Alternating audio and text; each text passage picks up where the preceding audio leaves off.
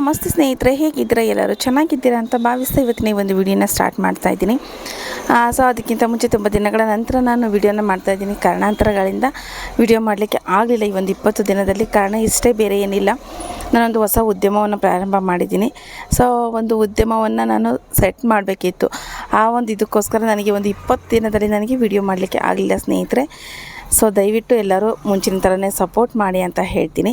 ಹಾಗೆ ಇವತ್ತಿನ ಟಾಪಿಕ್ಕಿಗೆ ಬರೋಣ ಸ್ನೇಹಿತರೆ. ರೇಷನ್ ಕಾರ್ಡ್ ಬಗ್ಗೆ ನಾನು ಇವತ್ತಿನ ವಿಡಿಯೋ ಮಾಡ್ತಾಯಿದ್ದೀನಿ. ರೇಷನ್ ಕಾರ್ಡ್ ತುಂಬ ಜನದ್ದು ಕ್ಯಾನ್ಸಲ್ ಆಗ್ತಾಯಿದೆ. ಏನಕ್ಕೆ ಕ್ಯಾನ್ಸಲ್ ಆಗ್ತಾಯಿದೆ? ಅದರಲ್ಲೂ ರೇಷನ್ ಕಾರ್ಡ್ ಬಂದು ಮನೆಯ ಯಜಮಾನಿಯ ಹೆಸರಲ್ಲಿ ರೇಷನ್ ಕಾರ್ಡ್ ಇದೆ. ಸೊ ಹೀಗಿದ್ದಾಗ ಯಜಮಾನಿಯ ಅಕೌಂಟಲ್ಲಿ ತುಂಬ ಟ್ರಾನ್ಸಾಕ್ಷನ್ ಆದರೆ ರೇಷನ್ ಕಾರ್ಡ್ ಕ್ಯಾನ್ಸಲ್ ಆಗುತ್ತೆ ಅನ್ನೋ ಒಂದು ಸುದ್ದಿ ತುಂಬ ಕಡೆ ಹರಿದಾಡ್ತಾ ಇದೆ. ಇದು ಏನಿದೆ? ಯಾವ ಕಾರಣಕ್ಕೆ? ಎಷ್ಟು ಟ್ರಾನ್ಸಾಕ್ಷನ್ ಇರಬೇಕು ಅಥವಾ ಟ್ರಾನ್ಸಾಕ್ಷನ್ನೇ ಮಾಡಬಾರ್ದಾ? ಬ್ಯಾಂಕ್ ಬ್ಯಾಲೆನ್ಸ್ ಏನಾದರೂ ಇಷ್ಟೇ ಇರಬೇಕು ಅಂತ ಏನಾದರೂ ಮಿತಿ ಇದೆನಾ ಅಂತೇಳ್ಬಿಟ್ಟು ಇವತ್ತಿನ ವಿಡಿಯೋದಲ್ಲಿ ನಾನು ತಿಳಿಸ್ಕೊಡ್ತೀನಿ. ಅದಕ್ಕಿಂತ ಮುಂಚೆ ಯಾರೆಲ್ಲ ನನ್ನ ಚಾನಲಿನ ಸಬ್ಸ್ಕ್ರೈಬ್ ಮಾಡಿದ್ರೆ ನೋಡ್ತಾ ಇದ್ದೀರಾ, ದಯವಿಟ್ಟು ಸಬ್ಸ್ಕ್ರೈಬ್ ಮಾಡಿ, ಸಪೋರ್ಟ್ ಮಾಡಿ ಅಂತ ಹೇಳ್ತೀನಿ ಸ್ನೇಹಿತರೆ. ಹೌದು, ಇತ್ತೀಚಿನ ದಿನಗಳಲ್ಲಿ ರೇಷನ್ ಕಾರ್ಡ್ ಬಂದು ತುಂಬ ಕ್ಯಾನ್ಸಲ್ ಆಗ್ತಾಯಿದೆ. ನನ್ನ ಕಳೆದ ವಿಡಿಯೋಗಳನ್ನ ನೀವು ಫಾಲೋ ಅಪ್ ಮಾಡಿದ್ದೀರಾ ಅಂತೇಳಿದರೆ ನಿಮಗೆ ಸಂಪೂರ್ಣವಾದ ಮಾಹಿತಿ ಸಿಕ್ಕಿರುತ್ತೆ. ರೇಷನ್ ಕಾರ್ಡ್ ಯಾವ ಕಾರಣಕ್ಕೆ ಕ್ಯಾನ್ಸಲ್ ಮಾಡ್ತಾ ಇದ್ದಾರೆ ಅಂತ ಹೇಳಿದರೆ ಸ್ನೇಹಿತರೆ, ನಾನು ನನ್ನ ಶಾಪಲ್ಲಿ ಕೂತ್ಕೊಂಡು ವಿಡಿಯೋ ಮಾಡ್ತಿರೋದ್ರಿಂದ ಸೊ ಇಲ್ಲಿ ಸ್ವಲ್ಪ ಡಿಸ್ಟರ್ಬೆನ್ಸ್ ಇದೆ. ಅಂದರೆ ಮೇನ್ ರೋಡಲ್ಲಿ ನಮಗೆ ಶಾಪ್ ಇರೋದ್ರಿಂದ ಸೊ ವೆಹಿಕಲ್ ಓಡಾಡೋದು ಅದೆಲ್ಲ ತುಂಬ ಜಾಸ್ತಿನೇ ಇದೆ. ಸೊ ಹಾಗಾಗಿ ಯಾರೋ ಅನ್ಯತಾ ಭಾವಿಸಬೇಡಿ, ಮುಂಚಿನ ಥರನೇ ಸಪೋರ್ಟ್ ಮಾಡಿ ಅಂತ ಹೇಳ್ತೀನಿ. ಸೊ ಇವಾಗ ರೇಷನ್ ಕಾರ್ಡ್ ಏನಕ್ಕೆ ಕ್ಯಾನ್ಸಲ್ ಮಾಡ್ತಾ ಇದ್ದಾರೆ ಅಂತ ಹೇಳಿದರೆ, ಅವರ ಒಂದು BPL ರೇಷನ್ ಕಾರ್ಡಿನ ಮಾನದಂಡಗಳು ಏನಿದೆ ಅಲ್ವಾ, ಆ ಒಂದು ಮಾನದಂಡಗಳಿಗೆ ಒಳಪಟ್ಟಿರಬೇಕು. ಅದರ್ವೈಸ್ ನಿಮ್ಮ ರೇಷನ್ ಕಾರ್ಡ್ಗಳು ಕ್ಯಾನ್ಸಲ್ ಆಗ್ತಾ ಇದೆ. ಏನು BPL ಮಾನದಂಡಗಳು ಅಂತ ಆದರೆ, ನಿಮಗೆ ಅಂದರೆ ಕೃಷಿ ಭೂಮಿ ಒಂದಿಷ್ಟು ಅಂತ ಇರಬೇಕು, ಇಷ್ಟು ಎಕರೆ ಅಂತ ಇರಬೇಕು, ಅದಕ್ಕಿಂತ ಜಾಸ್ತಿ ಇರೋ ಆಗಿಲ್ಲ. ಮನೆಗಳಲ್ಲಿ IT ಪೇಯರ್, ಟ್ಯಾಕ್ಸ್ ಪೇಯರ್ ಇರೋ ಆಗಿಲ್ಲ. ಕುಟುಂಬದ ಒಟ್ಟಾರೆ ವಾರ್ಷಿಕ ಆದಾಯ 1,20,000ಕ್ಕಿಂತ ಅಧಿಕ ಇರೋ ಆಗಿಲ್ಲ. ಮತ್ತು ಒಂದು ಮನೆಯಲ್ಲಿ 2-3 ರೇಷನ್ ಕಾರ್ಡ್ಗಳು ಇರೋ ಆಗಿಲ್ಲ.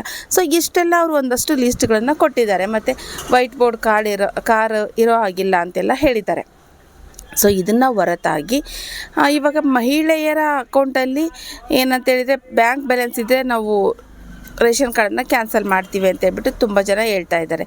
ಮಹಿಳೆಯರ ಅಕೌಂಟಲ್ಲಿ ಅಂದರೆ ರೇಷನ್ ಕಾರ್ಡ್ ಎಲ್ಲ ಬಂದು ಮಹಿಳೆಯರ ಹೆಸರಲ್ಲೇ ಇದೆ. ಕಾರಣ ಗೃಹಲಕ್ಷ್ಮಿ ಹಣವನ್ನು ತೊಗೊತಾ ಇದ್ದಾರೆ. ಸರ್ಕಾರನೇ ರೂಲ್ಸ್ ಮಾಡಿತ್ತು, ಎಲ್ಲ ಕಾರ್ಡ್ಗಳು ಮನೆಯ ಒಡತಿ ಹೆಸರಲ್ಲಿ ಇರಬೇಕು ಅಂತ ಹೇಳಿಬಿಟ್ಟು.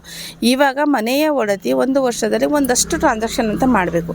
ಅದಕ್ಕಿಂತ ಅಧಿಕ ಟ್ರಾನ್ಸಾಕ್ಷನ್ ಆಯಿತು ಅಂತ ಹೇಳಿದರೆ ನಿಮ್ಮ ಒಂದು ಕಾರ್ಡ್ಗಳು ಹೋಗುವಂಥ ಸಾಧ್ಯತೆ ಇರುತ್ತೆ. ಎಷ್ಟು ಟ್ರಾನ್ಸಾಕ್ಷನ್ ಇರಬೇಕು ಹಾಗಾದರೆ? ವಾರ್ಷಿಕ ಆದಾಯ 1,20,000 ಅಂತ ಹೇಳಿದ್ದಾರೆ. ಬಟ್ ನಿಮ್ಮ ಒಟ್ಟಾರೆ ಟ್ರಾನ್ಸಾಕ್ಷನ್ ಬಂದು 20 ಲಕ್ಷದ ಒಳಗಡೆ ಇರಬೇಕು. 20 ಲಕ್ಷಕ್ಕಿಂತ ಮಿತಿ ಆಯಿತು ಅಂತ ಹೇಳಿದರೆ ನಿಮ್ಮ ಒಂದು ರೇಷನ್ ಕಾರ್ಡ್ಗಳು ಕ್ಯಾನ್ಸಲ್ ಆಗುವಂಥ ಚಾನ್ಸಸ್ ತುಂಬಾ ಇದೆ. ಬಟ್ ಇಲ್ಲಿ ನಾನೊಂದು ನಿಮಗೊಂದು ಕಿವಿ ಮಾತನ್ನು ಹೇಳ್ತೀನಿ. ಎಲ್ಲರೂ ಕಾರ್ಡ್ ಹೋಗುತ್ತೆ ಅನ್ನೋ ಒಂದು ಆತಂಕ ಪಟ್ಕೊಳೋ ಬದಲು ಇಲ್ಲಿ ಎಲ್ಲರೂ ಸಾಮಾನ್ಯವಾಗಿ ನನಗೆ ಗೊತ್ತಿರೋ ಪ್ರಕಾರ 0 ಬ್ಯಾಲೆನ್ಸ್ ಅಕೌಂಟನ್ನು ಉಪಯೋಗಿಸ್ತಾ ಇದ್ದಾರೆ. 90% ಅಂತ ಬೇಡ, ಒಂದು 75% ಅಂತೂ 0 ಬ್ಯಾಲೆನ್ಸ್ ಅಕೌಂಟ್ ಉಪಯೋಗಿಸ್ತಾ ಇದ್ದಾರೆ. ಸೊ ಹಾಗಿದ್ದಾಗ ಅವರಿಗೆ ಒಂದು ತಿಂಗಳಿಗೆ ಮಿತಿ ಅನ್ನೋದಿದೆ, ಇಷ್ಟನ್ನೇ ಅವ್ರು ಉಪಯೋಗಿಸ್ಬೇಕು ಅಂತ. ಆದರೆ ಆಚೆ ಅವರು ಉಪಯೋಗಿಸ್ಲಿಕ್ಕೆ ಬರೋದಿಲ್ಲ. ಹಾಗಿದ್ದಾಗ 20 ಲಕ್ಷ ಕ್ರಾಸ್ ಆಗುತ್ತೆ ಅನ್ನೋದು ತುಂಬ ಡೌಟ್ ಇದೆ. ಅದ್ರ ಬಗ್ಗೆ ಯಾರು ಆತಂಕ ಪಡೋದು ಬೇಡ ಅಂತ ಹೇಳ್ತೀನಿ ಸ್ನೇಹಿತರೆ. ಸೊ ನೆಕ್ಸ್ಟ್, ಅಯ್ಯೋ ನಮ್ಮ BPL ಕಾರ್ಡ್ ಹೋಗ್ಬಿಟ್ರೆ ನಮಗೆ ಗೃಹಲಕ್ಷ್ಮಿ ಹಣ ಬಂದಾಗುತ್ತಾ ಅಂತ ಹೇಳಿ ತುಂಬ ಜನ ಕೇಳ್ತಾರೆ. ಗೃಹಲಕ್ಷ್ಮಿ ಹಣ ಖಂಡಿತವಾಗ್ಲೂ ಬಂದಾಗೋದಿಲ್ಲ. ಯಾಕೆ ಅಂತ ಹೇಳಿದರೆ, ಗೃಹಲಕ್ಷ್ಮಿ ಬಂದು ಅವರು APL ಕಾರ್ಡು ಮತ್ತು BPL ಕಾರ್ಡ್ ಇಬ್ಬರಿಗೂ ಕೊಡ್ತಾ ಇದ್ದಾರೆ. BPL ಅವ್ರಿಗೆ ಮಾತ್ರನೇ ಗೃಹಲಕ್ಷ್ಮಿ ಕೊಡ್ತಾ ಇಲ್ಲ, APL ಕಾರ್ಡ್ ಇದ್ದವ್ರಿಗೂ ಕೊಡ್ತಾ ಇದ್ದಾರೆ, BPL ಕಾರ್ಡ್ ಇದ್ದವ್ರಿಗೂ ಗೃಹಲಕ್ಷ್ಮಿ ಹಣವನ್ನು ಕೊಡ್ತಾ ಇದ್ದಾರೆ. ಸೊ ಹೀಗಿದ್ದಾಗ ರೇಷನ್ ಕಾರ್ಡ್ ಕ್ಯಾನ್ಸಲ್ ಆದರೆ ನಮಗೆ ಗೃಹಲಕ್ಷ್ಮಿಗೆ ಯಾವುದೇ ರೀತಿಯ ಎಫೆಕ್ಟ್ ಆಗೋದಿಲ್ಲ ಸ್ನೇಹಿತರೆ. ಅವ್ರು ಏನು ಹೇಳಿರೋದು, BPL ಮಾನದಂಡಕ್ಕೆ ಒಳಪಟ್ಟಿರಬೇಕು, ಮನೆಯ ಒಡತಿಯ ಒಂದು ವಾರ್ಷಿಕ ಆದಾಯ ಅಂದರೆ ಬ್ಯಾಂಕ್ ಟ್ರಾನ್ಸಾಕ್ಷನ್ ಇಷ್ಟು ಮೀರಿರಬಾರ್ದು ಅಂತ ಹೇಳಿದ್ದಾರೆ. ಸೊ ಆ ಒಂದು ಮಾನದಂಡಗಳಿಗೆ ನಾವೇನಾದರೂ ಒಳಪಟ್ಟಿಲ್ಲ ಅಂತ ಹೇಳಿದರೆ ನಮ್ಮ ಒಂದು BPL ಕಾರ್ಡ್ ಕ್ಯಾನ್ಸಲ್ ಆಗುತ್ತೆ. ಬಟ್ ಕ್ಯಾನ್ಸಲ್ ಆದರೆ ಗೃಹಲಕ್ಷ್ಮಿ ಹಣ ಖಂಡಿತವಾಗ್ಲೂ ನಿಲ್ಲೋದಿಲ್ಲ. ಸೊ ಇದು ಯಾರೋ ಏನೋ ಹೇಳ್ತಾರೆ ಅಂತ ಯಾವುದೇ ಒಂದು ಊಹಾಪೋಹಗಳಿಗೆ ಕಿವಿ ಕೊಡಬೇಡಿ. ಸರ್ಕಾರದಿಂದ ಏನು ಮಾಹಿತಿ ಬಂದಿರುತ್ತೋ ಅಧಿಕೃತ ಮಾಹಿತಿ, ಅದೇ ಮಾಹಿತಿ. ನಾವು ಸುಮ್ಮನೆ ವೀಡಿಯೋಗೋಸ್ಕರ ಏನೋ ಹೇಳ್ತೀವಿ ಅಂತೇಳಿದರೆ ಅಂಥದಕ್ಕೆಲ್ಲ ನೀವು ಕಿವಿ ಕೊಡೋವಂಥ ಅವಶ್ಯಕತೆ ಇರೋದಿಲ್ಲ. ಯಾಕಂದರೆ BPL ಕಾರ್ಡ್ ತುಂಬಾ ಇಂಪಾರ್ಟೆಂಟ್.